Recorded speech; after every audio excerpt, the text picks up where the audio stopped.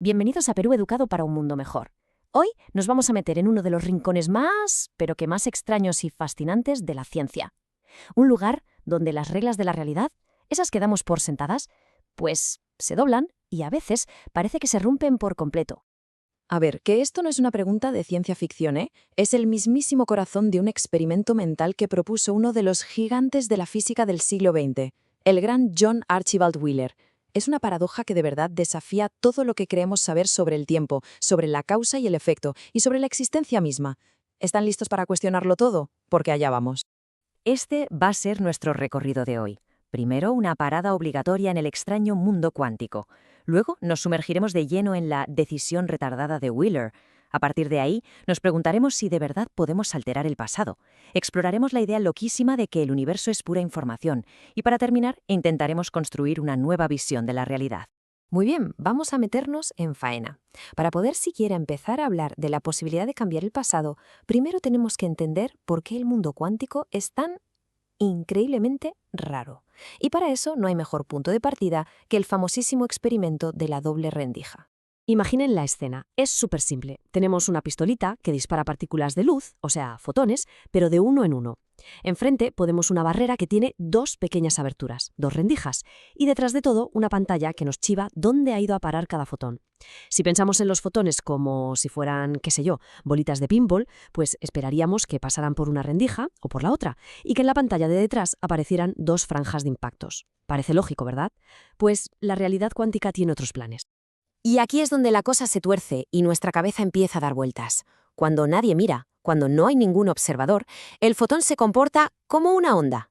Pasa por las dos rendijas a la vez, como una ola en el agua, y crea en la pantalla un patrón de interferencia, con muchas franjas. Pero, ojo, en el momento en que ponemos un detector para cotillear y ver por cuál de las dos rendijas pasa, ¡zas!, todo cambia. El simple acto de medir obliga al fotón a decidirse, a comportarse como una partícula, y pasa solo por una de las dos rendijas, y el patrón de interferencia, claro, desaparece. Es alucinante. El acto de observar literalmente define lo que ha pasado. Si pensaban que lo anterior era raro, agárrense, porque aquí es donde la cosa se pone verdaderamente increíble. John Wheeler cogió este fenómeno tan extraño y le dio un giro temporal. Se hizo una pregunta que lo cambia todo. ¿Y si jugamos con el tiempo? Esta, amigos, es la pregunta del millón. Normalmente, el detector para ver por dónde pasa el fotón se pone en las rendijas, o sea, antes de que termine su viaje. Pero Wheeler propuso su experimento de elección retardada. En esta versión vamos a dejar que el fotón atraviese la barrera tranquilamente, sin observarlo. En ese momento, según la cuántica, debería estar comportándose como una onda, pasando por ambas rendijas. Y solo después, en el último nanosegundo, antes de que choque contra la pantalla final, es cuando nosotros decidimos si ponemos un detector para averiguar su camino o no lo ponemos. El proceso es para no creérselo. Primero, el fotón atraviesa la barrera, en teoría como una onda. Segundo, solo después de que ya ha pasado, el científico elige. Si decide no hacer nada, en la pantalla aparece el patrón de interferencia. Es como si el fotón en el pasado supiera que nadie lo iba a observar y por eso actuó como una onda. Pero si el científico activa los detectores en el último instante, no hay interferencia. Es como si el fotón en el pasado supiera que iba a ser observado y por eso actuó como una partícula. Nuestra decisión, tomada en el presente, parece haber cambiado un evento que ya había ocurrido. Este resultado va tan en contra de nuestra intuición que nos obliga a hacernos preguntas muy profundas. Porque seamos claros, esto ya no es solo un experimento mental.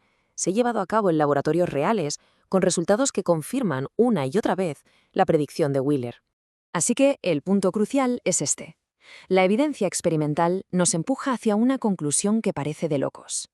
Wheeler llevó esto a una escala cósmica. Imaginen la luz de un cuásar lejanísimo que viaja durante miles de millones de años y es desviada por la gravedad de una galaxia, creando dos caminos posibles para llegar a la Tierra.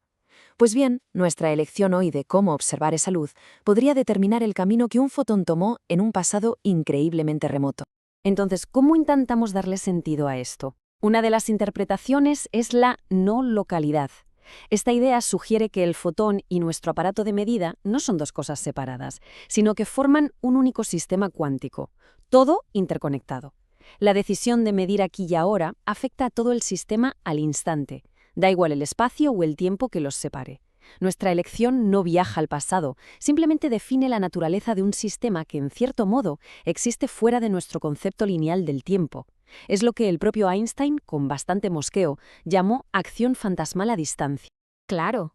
Ante paradojas que te pueden hacer explotar la cabeza, no todos los físicos se pusieron a filosofar. Algunos, como el legendario y carismático Richard Feynman, adoptaron una postura mucho más pragmática, más directa. Esta actitud, la de cállate y calcula, no es una forma de rendirse, para nada. Es un reconocimiento del éxito brutal que tiene la mecánica cuántica. Sus ecuaciones predicen los resultados con una precisión que ninguna otra ciencia ha alcanzado jamás. Para gente como Feynman, si las matemáticas funcionan y nos permiten construir desde láseres a ordenadores cuánticos, quizá el problema no está en la teoría, sino en nuestro empeño por hacer que encaje a la fuerza en nuestra intuición del día a día. A lo mejor simplemente el mundo cuántico no funciona como el nuestro. Y punto. Pero claro, esa visión tan pragmática dejaba sin respuesta a las preguntas más profundas. Y eso a John Wheeler no le terminaba de convencer. Él creía que estas paradojas no eran un problema que hubiera que ignorar, sino una pista fundamental, una señal que nos apuntaba hacia la naturaleza última de la realidad.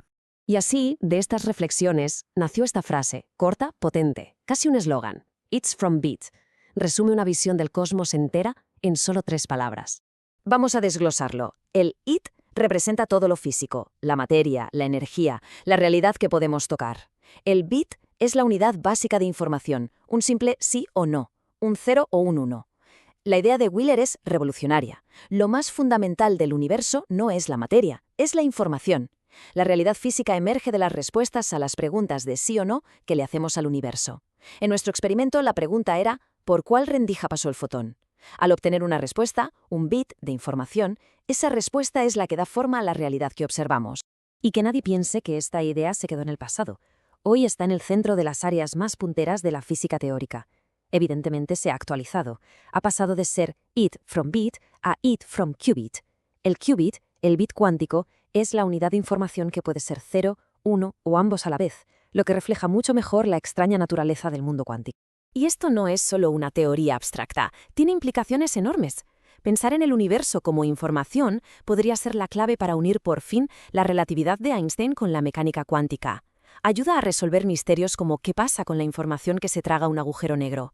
Y nos lleva a ideas tan alucinantes como el principio holográfico, la noción de que toda la información de nuestro universo tridimensional podría estar en realidad codificada en una superficie lejana de 2 dimensiones, como un holograma gigante.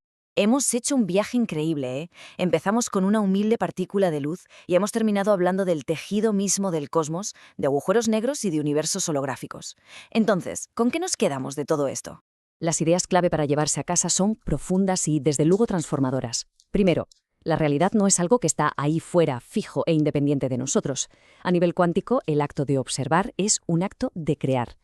Segundo, nuestra idea del tiempo como una flecha que va siempre hacia adelante es, como poco, una simplificación.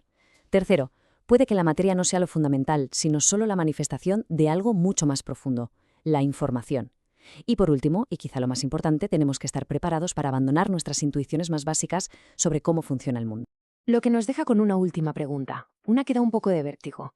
Si la realidad emerge de la información que obtenemos al observar, y si el universo es un sistema participativo que cobra existencia a través de estos actos, entonces, ¿quién o qué es el observador que permite que todo esto exista?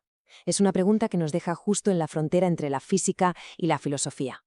Nos vemos de nuevo en otro episodio de Perú Educado para un mundo mejor. Si esta exploración por los límites de la realidad les ha parecido interesante, hagan clic en me gusta, compártanlo y suscríbanse para no perderse nuestro próximo viaje. ¡Hasta la próxima!